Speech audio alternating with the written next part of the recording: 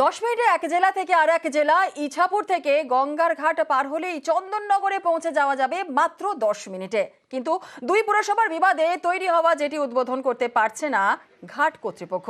রাজ্যের পরিবহন দপ্তরের তরফে ইছাপুর দেবীতলা ঘাটে আধুনিক প্রযুক্তিতে একটি জেটি তৈরি করা হয়। যাত্রীদের কাছ থেকে নেওয়া হয় অর্থ। 10 মিনিটে এক জেলা থেকে আর এক জেলা।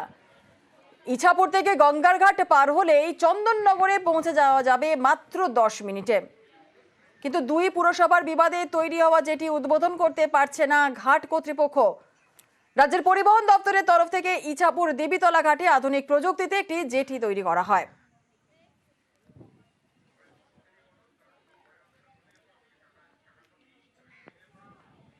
আরো একবার আপনাদের জানিয়ে রাখি, 10 মিনিটে এক জেলা থেকে আর এক জেলা। ইছাপুর থেকে সরাসরি গঙ্গার ঘাট পার হয়ে গেলেই সরাসরি পৌঁছে যাওয়া যাবে চন্দননগরে। পৌঁছে যাওয়া যাবে মাত্র 10 মিনিটে। কিন্তু দুই পুরসভার বিবাদে তৈরি হওয়া যেটি উদ্বোধন করতে পারছে না ঘাট কর্তৃপক্ষ। ঠিক গন্ডগোলটা ঠিক কোন জায়গায়, সমস্যাটা কোন জায়গায়, আমরা একটু জেনে নিই। আমাদের সঙ্গে রয়েছেন আমাদের প্রতিনিধি অরুণ, আরো বিস্তারিত বলবে অরুণ। এখন 3 বছর ধরে এই ঘাটটা বন্ধ আছে, কারণ চন্দননগর পৌরসভা, এদিকে উত্তর ব্যারাকপুর পৌরসভা, এই দুই পৌরসভার মধ্যে টানাপোড়েন। কারণ এই যে চন্দননগর ঘাট থেকে এই ঘাটে যে বহু লোক যাতায়াত করে, তাদের পয়সা কে নেবে, কোন পৌরসভার অধীনে থাকবে, এই নিয়ে কিন্তু সমস্যা। কারণ প্রথম থেকে চন্দননগর পৌরসভা এই দায়িত্ব পায় এবং সেই দায়িত্ব কিন্তু তারা পালন করে আসছিল।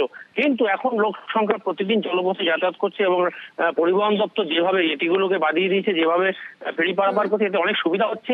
এই পয়সা নিয়ে কিন্তু টানাপোড়েন হচ্ছে। দুই পক্ষ দাবি করছে যে এরা দিতে চাইছে না চন্দননগর পৌরসভা, আর উত্তর ব্যারাকপুর পৌরসভা সেখান থেকে অধিকার বসাতে চাইছে। এই নিয়ে কিন্তু টানাপোড়েন, এর ফলে নিত্যযাত্রীরা কিন্তু সাফার হচ্ছে। তবে শিগগিরই যাতে রাজ্য সরকারের মধ্যে হস্তক্ষেপ করে, এবং এই দুই পক্ষই দাবি করছে। এখন কবে এই সমস্যা মিটবে এবং যাত্রীদের সুরাহা হবে, সেটা অপেক্ষা শুধু এদের দুই পক্ষের মিটমাটের পর। ধন্যবাদ। চন্দননগরের সাথে আমাদের একটা শর্ত আছে, সেই শর্তটা যদি আমরা ঠিকঠাক করতে পারি তাহলে পরে ইতিমধ্যেই খুলে যাবে। যেমন নবাবগঞ্জ খুলেছে, 2 নম্বর 2 পয়সার ঘাট খুলেছে, এটাও খুলবে। কিন্তু এটা চন্দননগর দীর্ঘকাল ধরে এই ঘাটের পয়সা তারা তুলে নিয়ে যাচ্ছে। আমাদের কোনো দিন 1 পয়সাও দেয়নি, অথচ আমাদের এখান থেকে লোকজন যাতায়াত করতে। সেই কারণে এবার আমরা গভর্নমেন্টের কাছে বলেছি যে টাকার শেয়ার আমাদের দিতে হবে।